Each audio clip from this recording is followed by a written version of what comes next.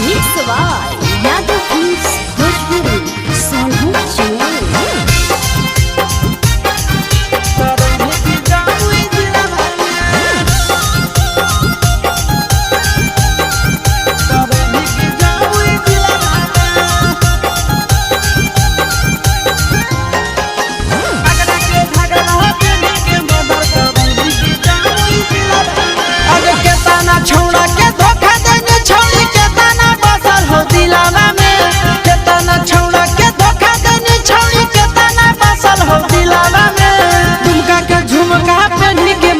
करनी के जामुई जिलावा में दुमका के झुमका पहनी के मर्डर करनी के जामुई जिलावा में आगे के ताना छौड़ा के धोखा देनी छौड़ी के ताना बसा हो दिलावा में के ताना छौड़ा के धोखा देनी छौड़ी के ताना बसा हो दिलावा में आगे एकरा के घघरा पहनी के मर्डर करनी के जामुई जिलावा में एकरा के घघरा पहनी के मर्डर करनी के जामुई जिलावा में।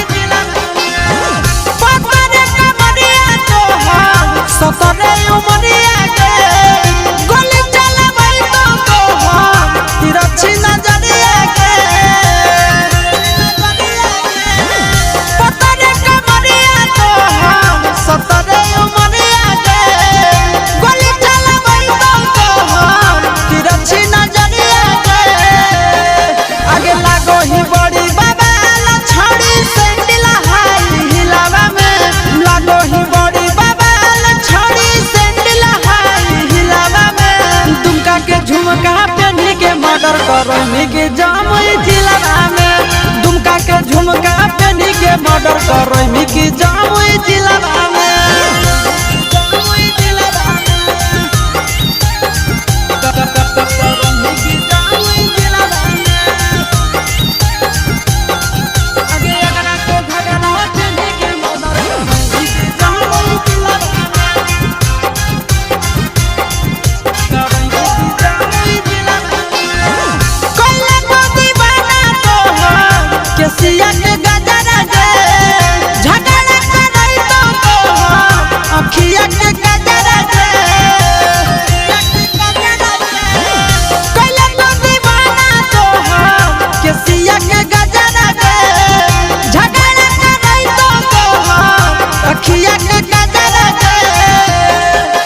चिंटू